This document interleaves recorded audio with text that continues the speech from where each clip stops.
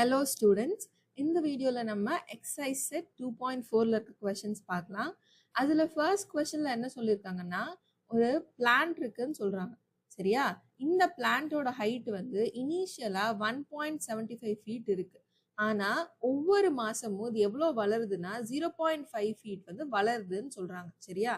இனிஷியலா வந்து 1.75 feet தான் அந்த plantோட height. ஒவ்வொரு மாசமும் வந்து 0.5 feet வந்து இன்க்ரீஸ் ஆகுதுன்னு சொல்றாங்க. அப்போ ஃபர்ஸ்ட் மந்த் வந்து 0.5 ஃபீட் ஜாஸ்தி ஆகும், செகண்ட் மந்த் வந்து 0.5 ஃபீட் மறுபடியும் ஜாஸ்தி ஆகும்.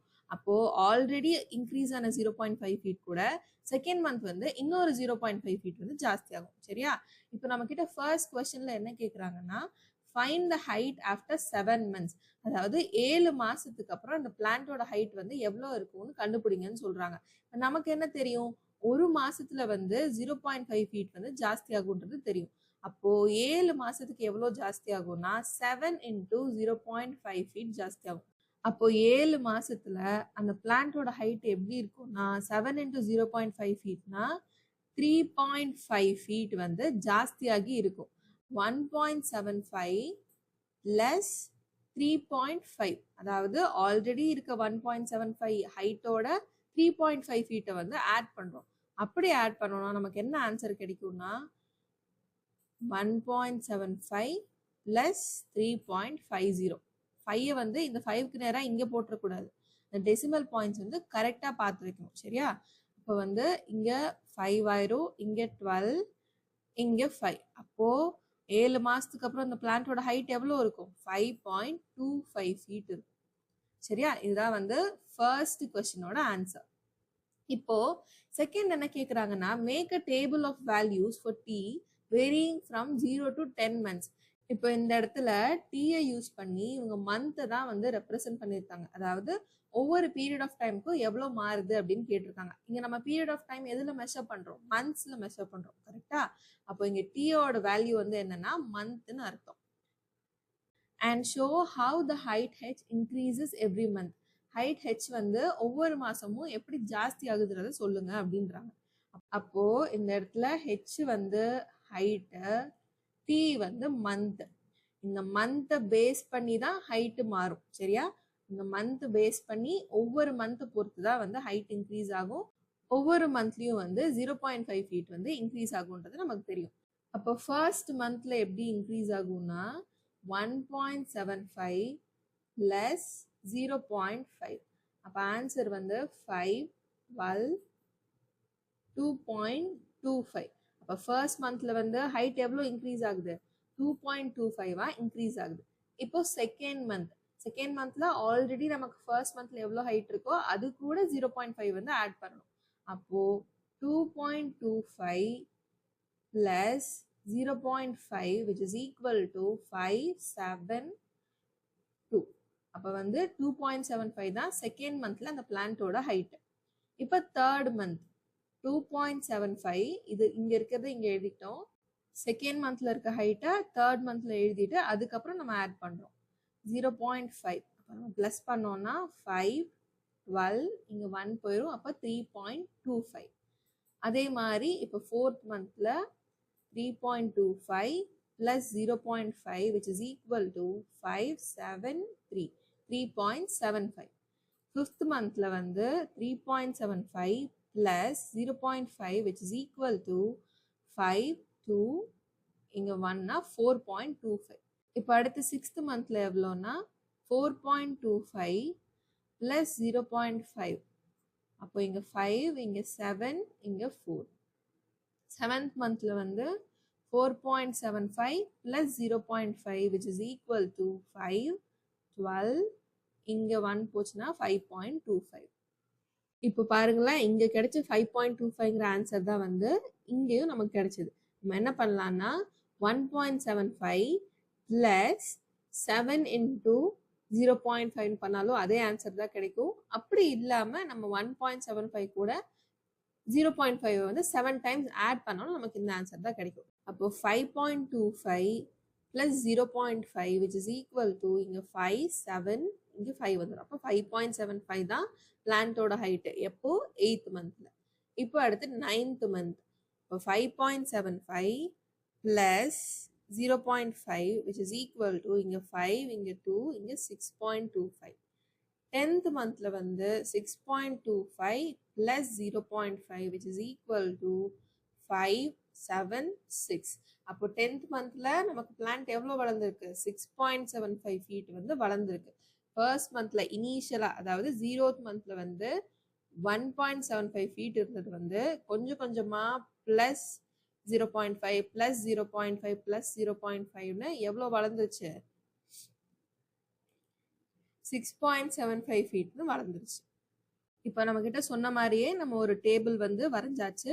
இப்போ அடுத்து என்ன கேக்குறாங்கன்னா find an expression that relates h and t and explain why it represents linear growth. நம்ம கிட்ட வந்து ஒரு எக்ஸ்பிரஷன் எழுத சொல்லியிருக்காங்க such that இந்த t-க்கும் h-க்கும் நடுவுல இருக்க ரிலேஷன் வந்து நம்ம ரெப்ரசன்ட் பண்ற மாதிரி.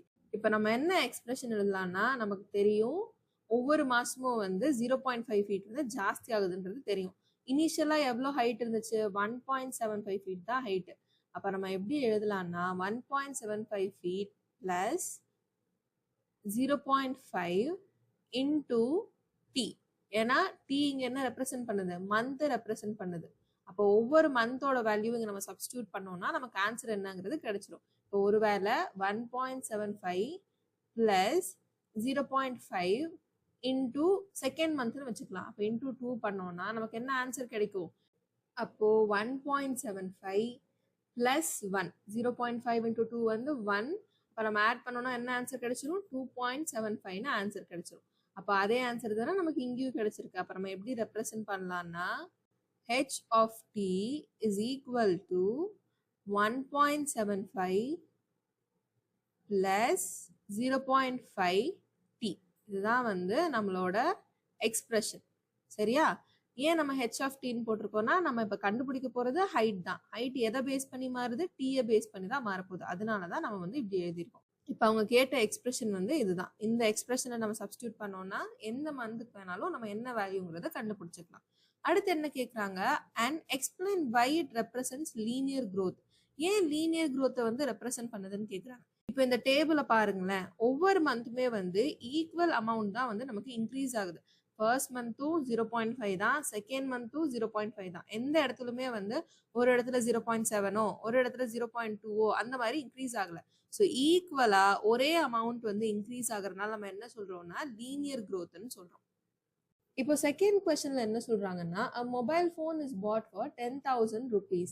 Its value decreases by 800 every year. என்ன சொல்றாங்கன்னா ஒரு மொபைல் ஃபோன் வந்து 10,000 ரூபாய்க்கு வாங்கியிருக்காங்க. ஆனா அந்த மொபைல் ஃபோனோட விலை இருக்கு இல்லையா அது வந்து ஒவ்வொரு வருஷமும் வந்து 800 rupees வந்து கம்மியாகும்னு சொல்றாங்க. இப்போ ஃபர்ஸ்ட் கொஸ்டின்ல நமக்கு என்ன கேட்டிருக்காங்க find the value of phone after 3 years. 3 வருஷம் கழிச்சு அந்த ஃபோனோட விலை எவ்வளோ வேல்யூ எவ்வளோன்னு கண்டுபிடிங்கன்னு சொல்றாங்க. அப்போ நமக்கு என்ன தெரியும் ஒரு வருஷத்துக்கு வந்து 800 rupees கம்மியாச்சுன்னா 3 வருஷத்துக்கு வந்து எவ்வளோ கம்மி ஆகும்னா 3 into 800 which is equal to 2,400 rupees.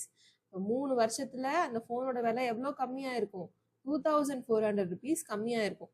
அப்போ 3 வருஷம் கழிச்சு அந்த ஃபோனோட விலை எப்படி இருக்கும்னா 10,000 minus 2,400 which is equal to 7,600. அப்போ 3 வருஷம் கழிச்சு அந்த ஃபோனோட பிரைஸ் வந்து 7,600 rupees-ஆ இருக்கும். இந்த 10,000 தான் நமக்கு தெரிஞ்ச இனிஷியல் வேல்யூ. இது வந்து 3 வருஷம் 800 கம்மியானா நமக்கு வந்து 2,400 வந்து கம்மியாகும். ஸோ நம்ம என்ன பண்ணியிருக்கோம் இது ரெண்டையும் வந்து மைனஸ் பண்ணி என்ன ஆன்சருங்கிறத வந்து கண்டுபிடிச்சிட்டோம். இப்போ second question make a table of values for t varying from 0 to 8 years and show how the value of phone v depreciates with time. என்ன சொல்றாங்கன்னா ஒரு டேபிள் மாதிரி போட்டு 0 to 8 years வரைக்கும் எப்படி அந்த ஃபோனோட வேல்யூ வந்து கம்மி ஆகுதுன்னு காட்டுதுன்னு சொல்றாங்க. இந்த இடத்துல t வந்து என்ன டினோட் பண்ணுதுன்னா இயர்ஸ் வந்து டினோட் பண்ணுது. v வந்து ஃபோனோட வேல்யூ இருக்கு இல்லையா அதை வந்து டினோட் பண்ணுது. இப்போ இனிஷியலா 0th இயர்ல வாங்கின புதுசுல அந்த போனோட பிரைஸ் எவ்வளவு இருக்கு 10,000 rupees-ஆ இருக்கு. என்ன சொல்லிட்டாங்க நமக்கு ஒவ்வொரு வருஷமும் வந்து 800 rupees வந்து கம்மியாகும்னு சொல்லிட்டாங்க. அப்போ ஃபர்ஸ்ட் இயர்ல எப்படி இருக்கும்னா 10,000 rupees minus 800 which is equal to 9,200. அப்போ அப்போ ஃபர்ஸ்ட் இயர்ல அந்த ஃபோனோட வேல்யூ வந்து 9200. இப்போ செகண்ட் இயர்ல எப்படி இருக்கும்னா 9200 minus 800 which is equal to 8400. Second இயர்ல வந்து வேல்யூ வந்து 8400 இருக்கும். இப்போ தேர்ட் இயர்ல எவ்வளோ இருக்கும்னா 8400 minus 800 which is equal to 0 இங்க 6 ஆயிரும், இங்க 7 ஆயிரும். அப்போ 7600. ஃபோர்த் இயர்ல எப்படி இருக்கும்னா 7600 minus 800 which is equal to 0 இங்க 16 ஆயிரும், இங்க 8 ஆயிரும், இங்க 6 ஆயிரும். அப்போ 6800. இப்போ ஃபிஃப்த் இயர்ல எவ்வளோ கம்மியாகும்? 6800 minus 800 which is equal to 6000. அப்போ ஃபிஃப்த் இயர்ல ஃபோனோட வேல்யூ வந்து 6000 rupees. அப்புறம் வந்து சிக்ஸ்த் இயர்ல 6000 minus 800 which is equal to 5200. Seventh இயர்ல வந்து 5200 minus 800 which is equal to இங்க 4400. எயித் மந்த்ல எப்படி இருக்கும்? 4400 minus 800 which is equal to இங்க 0 இங்க 14 minus 8 வந்து 6, இங்க 3 ஆயிரும். அப்ப 3600. ஜீரோத் இயர்ல வந்து அதாவது ஜீரோத் டீல வந்து 10,000 இருந்த போன் வந்து எயித் இயர்ல வந்து 3600 கம்மி ஆயிருச்சு. எப்படி? ஒவ்வொரு வருஷமும் வந்து 800 மைனஸ் பண்ண நமக்கு கடைசியா என்ன ஆன்சர் கிடைச்சிருச்சு? 3600 கிடைச்சிருச்சு. Find an expression that relates V and T and explain why it represents linear decay. So இப்போ வந்து நம்மள ஒரு எக்ஸ்பிரஷன் கண்டுபிடிக்க சொல்றாங்க. எதுக்கும் விக்கும் டீக்கும் நடுவில் இருக்க ரிலேஷன்ஷிப்பை வந்து நம்ம ரெப்ரசன்ட் பண்ற மாதிரி. அப்போ நமக்கு தெரியும் டீனா இயர்ஸ்ன்னு தெரியும், வீனா ஃபோனோட வேல்யூன்னு தெரியும். அப்போ ஒவ்வொரு வருஷமும் வந்து 800 rupees கம்மி ஆகுது. அப்போ நம்ம எப்படி ரெப்ரசன்ட் பண்ணலாம்னா value of phone based on t is equal to என்ன எக்ஸ்பிரஷன் எழுதலாம்? இனிஷியலா எவ்வளோ இருந்துச்சு? 10,000 இருந்துச்சு. கரெக்டா? 10,000 மைனஸ் 800 இன்டூ டி. இங்கே டி வந்து நமக்கு இயர்ஸை வந்து ரெப்ரசென்ட் பண்ணும். அப்போ நம்ம ஒவ்வொரு டைமும் இங்கே இயர்ஸோட வேல்யூ மாற்றி எழுதிட்டோம்னா நமக்கு கரெக்டான ஆன்சர் என்னங்கிறது கிடைச்சிடும். ஸோ இதுதான் வந்து நம்மளோட எக்ஸ்பிரஷன். அப்புறம் என்ன கேட்டிருக்காங்க? Explain why it represents linear decay. Linear டிகேனா என்ன அர்த்தம்னா ஒவ்வொரு வருஷமும் வந்து ஈக்குவல் அமௌண்ட் வந்து கம்மியாச்சு இல்லையா? அப்போ நம்ம வந்து என்ன explanation எழுதிக்கலாம்னா it represents linear decay as the price of the mobile phone or value of the mobile phone decreases equally by every year. அந்த decreases equally இருக்கு இல்லையா, அதுக்கு பக்கத்துல பிராக்கெட்டுக்குள்ள 800 rupeesனு வேணா போட்டுக்கோங்க. சரியா? அதே மாதிரி இந்த வீடியோ பார்த்துட்டு இருக்க யாருக்காச்சும் ஆன்லைன் டியூஷன் வேணும்னா இல்லை ஆன்லைன் கிளாஸஸ் வேணும்னா இங்க இருக்க நம்பருக்கு வந்து நீங்க காண்டாக்ட் பண்ணிக்கலாம். இப்போ அடுத்து தேர்ட் கொஸ்டின்ல என்ன சொல்றாங்கன்னா the initial population of a village is 750. எவ்வளோ சொல்லிட்டாங்கன்னா இனிஷியலா ஒரு வில்லேஜோட பாப்புலேஷன் வந்து 750 ஆமா. Every year 50 people move from a nearby city to village. ஒவ்வொரு வருஷமும் வந்து 50 பேர் வந்து எக்ஸ்ட்ரா அந்த சிட்டிக்குள்ள வராங்க, பக்கத்துல இருக்க சிட்டில இருந்து அந்த வில்லேஜுக்கு வராங்கன்னு சொல்றாங்க. அப்போ இங்க இருந்து என்ன தெரியுது நமக்கு? டி தான் வந்து ஒவ்வொரு இயரையும் ரெப்ரசென்ட் பண்ணுது. ஒவ்வொரு இயரும் எத்தனை பேர் வந்து சிட்டிக்கு வராங்க, அதாவது சிட்டில இருந்து வராங்க 50 பேர் வந்து சிட்டில இருந்து வில்லேஜ்க்கு வராங்க. அப்போ ஒவ்வொரு வருஷமும் வந்து 50 ஆட் ஆயிட்டே இருக்கும். சரியா? இப்போ நம்ம கிட்ட என்ன கேக்குறாங்க? Find the population of village after 6 years. 6 வருஷம் கழிச்சு அந்த பாப்புலேஷன் வந்து எவ்வளோ இருக்கும் அப்படின்னு கேக்குறாங்க. இப்போ இனிஷியலா 750 இருக்கு, பிளஸ் 6 இயர்ஸ்க்கு அப்புறம் சொல்றாங்க ஒரு வருஷத்துக்கு 50 பேர் வந்தாங்கன்னா 6 இயர்ஸ்க்கு எவ்வளோ வருவாங்க? அப்போ நம்ம என்ன எழுதணும் இங்க? 50 into 60. ஏன்னா 6 இயர்ஸ் கேக்குறாங்க இல்லையா? அப்போ 50 into 6 எவ்வளோ? 300. அப்போ 750 plus 300னா 6 வருஷம் கழிச்சு அந்த வில்லேஜ்ல எத்தனை பேர் இருப்பாங்கன்னா 1050 people வந்து இருப்பாங்க. சரியா? 1050 people வந்து 6 வருஷம் கழிச்சு அந்த வில்லேஜ்ல இருப்பாங்க. இப்போ அடுத்து என்ன சொல்றாங்க? Make a table of values for t varying from 0 to 10 years and show how the population P increases every year. நம்ம கிட்ட இப்ப என்ன சொல்றாங்க? ஒரு டேபிள் போட்டு ஒவ்வொரு வருஷமும் எவ்வளவு ஜாஸ்தி ஆகுறாங்கன்னு காட்டுங்கன்னு சொல்றாங்க. ஸோ இங்க வந்து P வச்சு எதை டினோட் பண்றாங்க? Population of village. சரியா? இனிஷியலா எவ்வளோ இருந்தாங்க? 750 பீப்புள் இருந்தாங்க. அப்போ இனிஷியலா வந்து ஃபர்ஸ்ட் இயர்ல வந்து 750 இருந்தாங்க. பிளஸ் எவ்வளோ ஆட் ஆனாங்க ஃபர்ஸ்ட் இயர்ல? 50 பீப்புள். இப்போ பிளஸ் 50னா 800 ஆயிட்டாங்கன்னு அர்த்தம். அப்போ ஃபர்ஸ்ட் இயர்ல பாப்புலேஷன் வந்து 800 ஆயிடுச்சு. செகண்ட் இயர்ல வந்து 800 plus 50 which is equal to 850. அப்போ செகண்ட் இயர்ல வந்து பாப்புலேஷன் 850. தேர்ட் இயர்ல 850 plus 50 which is equal to 900. Fourth இயர்ல 900 plus 50 which is equal to 950. Fifth இயர்ல வந்து 950 plus 50 which is equal to 1000. Sixth இயர்ல வந்து 1000 plus 50 which is equal to 1050. இதே ஆன்சர் தானே நமக்கு இங்கேயும் கிடைச்சிச்சு. இப்போ seventh year 1050 plus 50 which is equal to 1100. Eighth இயர்ல வந்து 1100 plus 50 which is equal to 1150. Ninth இயர்ல வந்து 1150 plus 50 is equal to 1200. 10th இயர்ல ஃபைனலி எவ்வளோ ஜாஸ்தியா இருக்காங்க? 1200 plus 50 which is equal to 1250.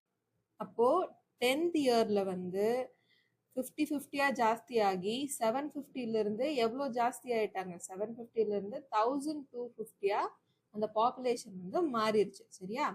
இப்போ அடுத்து என்ன கேட்டிருக்காங்கன்னா find an expression that relates P and T. இப்போ நம்ம என்ன எழுதலாம்னா பாப்புலேஷன் டி பேஸ் பண்ணி தானே மாறுது, அதனால P of T is equal to இனிஷியலாக எவ்வளோ இருந்தாங்க? 750 பீப்புள் இருந்தாங்க. பிளஸ் ஒவ்வொரு வருஷமும் எவ்வளோ ஜாஸ்தி ஆகுனாங்க? 50 ஜாஸ்தி ஆகுறாங்க. அப்போ 50 டீன்னு நம்ம எழுதிக்கலாம். இந்த இடத்துல டி என்ன ரெப்ரசன்ட் பண்ணுது? வருஷத்தோட கவுண்ட்டை வந்து ரெப்ரசன்ட் பண்ணுது, நம்பர் ஆஃப் இயர்ஸை வந்து ரெப்ரசன்ட் பண்ணுது. ஸோ நம்மளோட எக்ஸ்பிரஷன் வந்து இதுதான். இந்த இடத்துல டீல வந்து நம்ம வேல்யூ மாற்றி மாற்றி சப்ஸ்டியூட் பண்ணோம்னா நமக்கு ஒவ்வொரு வருஷத்துக்கும் கரஸ்பாண்டிங்காக எவ்வளோ பாப்புலேஷன் இருந்தது வந்து நமக்கு தெரியும். Explain why it represents linear க்ரோத்னு கேட்குறாங்க. லீனியர் க்ரோத்னா என்ன? ஒவ்வொரு வருஷமும் வந்து நமக்கு ஈக்குவலாக இன்க்ரீஸ் ஆனனால ஒவ்வொரு வருஷமும் 50-15 தானே இன்க்ரீஸ் ஆகுது, அதனால நம்ம வந்து லீனியர் க்ரோத்னு சொல்லுவோம். இதே வந்து எக்ஸ்பிளனேஷனாகவும் நீங்கள் எழுதிக்கலாம். சரியா? இப்போ ஃபோர்த் கொஸ்டின்ல என்ன சொல்றாங்கன்னா a telecom company charges 600 for a certain recharge scheme. ஒரு ரீசார்ஜ் ஸ்கீம்ல வந்து 600 வந்து charge பண்றாங்களாமா. This prepaid balance is reduced by 15 each day after recharge. அதாவது என்ன சொல்றாங்கன்னா இனிஷியலா வந்து 600 ருபீஸ்க்கு வந்து ரீசார்ஜ் பண்றாங்க. ஒவ்வொரு நாளும் வந்து 15 வந்து பேலன்ஸ்ல இருந்து கம்மி ஆகும்னு சொல்றாங்க. சரியா? இப்போ ஃபர்ஸ்ட் நாள் வந்து 15 கம்மி ஆச்சுன்னா செகண்ட் நாள் வந்து ஆல்ரெடி 15 கம்மியானதோட மறுபடியும் 15 வந்து கம்மியாகும். ஸோ ஒவ்வொரு நாளும் வந்து பேலன்ஸ்ல இருந்து 15 கம்மியாகும்னு சொல்றாங்க. இப்போ நமக்கு ஃபர்ஸ்ட் கொஸ்டின்ல என்ன கேட்டாங்க? Write an equation that models the remaining balance after using the scheme for X days. Explain why it represents linear decay. இது வரைக்கும் தேர்டா கேட்டிருந்த கொஸ்டினை இப்போ ஃபர்ஸ்டாவே கேட்டாங்க. அவங்களே வந்து பி ஆஃப் எக்ஸ்ன்னு கொடுத்துட்டாங்க. அப்போ நம்ம என்ன பண்ணலாம்? பி ஆஃப் எக்ஸ்னே எடுத்துக்கலாம். பி ஆஃப் எக்ஸ்னா என்னன்னா இங்க வந்து பேலன்ஸ் இருக்கு இல்லையா? பேலன்ஸ் வந்து எக்ஸை பொறுத்து தான் வந்து மாறுது. இங்க எக்ஸ் எதை டினோட் பண்ணுதுன்னா ஒவ்வொரு டேவும் வந்து டினோட் பண்ணுது. சரியா? இப்போ எக்ஸ் வந்து இங்க ரெப்ரசன்ட்ஸ் டே. சரியா? அப்போ P of X is equal to நம்ம கிட்ட என்ன சொல்லிட்டாங்க? இனிஷியலா 600 இருக்கு -15 எக்ஸ். ஒவ்வொரு நாளும் 15 கம்மியாகும். இங்க எக்ஸ் வந்து எதை ரெப்ரசென்ட் பண்ணுது? ஒவ்வொரு டேவும் வந்து ரெப்ரசென்ட் பண்ணுது. ஸோ இதுதான் வந்து அவங்க கண்டுபிடிக்க சொன்ன ஈக்குவேஷன். அடுத்து என்ன கேட்குறாங்க? Explain why it represents linear decay. Linear டிகேனா ஒவ்வொரு நாளும் வந்து பேலன்ஸ்ல இருந்து 15 கம்மி ஆகுது இல்லையா? அதனால ஒவ்வொரு நாளும் ஈக்குவல் அமௌண்ட்ல வந்து பேலன்ஸ்ல இருந்து கம்மி ஆகுறதுனால நம்ம என்ன சொல்றோம்னா லீனியர் டிகேன்னு சொல்றோம். இப்போ செகண்ட் கொஸ்டின்ல என்ன கேட்டிருக்காங்க? After how many days will the balance run out. எத்தனை நாள் கழிச்சு வந்து நமக்கு வந்து இந்த பேலன்ஸ் வந்து ஜீரோ ஆகும்னு கேட்குறாங்க. நம்ம என்ன பண்ணுவோம்னா இந்த பி ஆஃப் எக்ஸ் இருக்க இடத்துல ஜீரோன்னு நம்ம எழுதிக்கணும். ஏன்னா எப்போ ஜீரோ ஆகும் தான் நம்ம கேட்குறாங்க. ஸோ ஜீரோன்னு நம்ம இங்கே எழுதிட்டோம்னா ஈக்குவேட் பண்ணோம்னா 600 minus 15x. அப்போ 600 இந்த சைடு வந்துருச்சுன்னா -600 is equal to -15x. Minus minus cancel பண்ணிட்டோம்னா x is equal to 600 divided by 15 which is equal to x is equal to 14 ஆயிரும். அப்போ 40 டேஸ்ல வந்து பேலன்ஸ் வந்து 0 ஆயிரும். ஆக்சுவலி நம்ம இந்த ஈக்குவேஷன் எப்படி யூஸ் பண்ணுவோம்னா இந்த வேல்யூ சப்ஸ்டியூட் பண்ணி எவ்வளோ பேலன்ஸ் வருதுன்னு கண்டுபிடிக்க யூஸ் பண்ணுவோம். ஆனால் நம்ம கிட்ட அவங்க பேலன்ஸே ஜீரோன்னு சொல்லிட்டாங்க. அதனால இந்த இடத்துல ஜீரோன்னு சப்ஸ்டியூட் பண்ணி நம்ம வந்து எத்தனை நாளில் வந்து பேலன்ஸ் ஜீரோ ஆகுது அப்படிங்கிற எக்ஸோட வேல்யூ வந்து கண்டுபிடிக்கிறோம். சரியா? இப்போ அடுத்த கொஸ்டின்ல என்ன கேட்குறாங்கன்னா make a table of values for x varying from 1 to 10 days and show how the balance bx reduces with time. நம்மள வந்து ஒரு டேபிள் போட சொல்றாங்க. இப்போ நமக்கு வந்து x ஓட வேல்யூ வந்து டேஸ்னு தெரியும், b ஓட வேல்யூ வந்து பேலன்ஸ்னு தெரியும். அப்போ வந்து x வந்து 1 இருந்தா டே 1 இருந்தா பேலன்ஸ் எப்படி கம்மி ஆகும்னா 600 minus 15 which is equal to 585. Second டேல எவ்வளோ கம்மி ஆகும் 585 minus 15 which is equal to 075. அப்போ 570. தேர்ட் டேல வந்து 570 minus 15 which is equal to இங்க 5 ஆயிரும், இங்க 6 minus 1 5. இப்போ 555. ஃபோர்த் டேல வந்து 555 minus 15 which is equal to 045 540.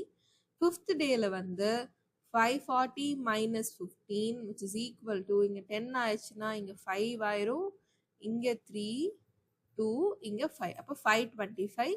Sixth டேல வந்து 525 minus 15 which is equal to 0 1.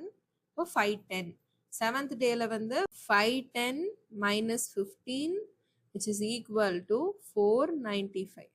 அடுத்து 495 minus 15 is equal to இங்க 0 இங்க 8 இங்க 4 480. அப்புறம் நைன்த் டேல வந்து 480 minus 15 which is equal to இங்க 10 minus 5 5 இங்க 7 minus 1 வந்து 6 இது வந்து 4. அப்போ 465. ஃபைனலா 10th டே வந்து எவ்வளோ கம்மி ஆயிருச்சு 465 minus 15 which is equal to 05450. இனிஷியலா 600 இருந்தது வந்து 10th டேல வந்து எவ்வளோ கம்மி ஆயிருச்சு 450 கம்மி ஆயிருச்சு. இப்போ நம்ம என்ன பண்ணிட்டோம் ஃபோர்த் கொஸ்டின்ல அவங்க கேட்ட எல்லா கொஸ்டினுக்கும் ஆன்சர் எழுதிட்டோம். ஸோ இதோட இந்த கொஸ்டின் முடிஞ்சு அதே மாதிரி இதோட இந்த எக்ஸசைஸ் செட்டும் முடிஞ்சிருச்சு. அடுத்த எக்ஸசைஸ் செட் வந்து அடுத்தடுத்த வீடியோஸ்ல பார்க்கலாம். Until then, keep watching and stay connected.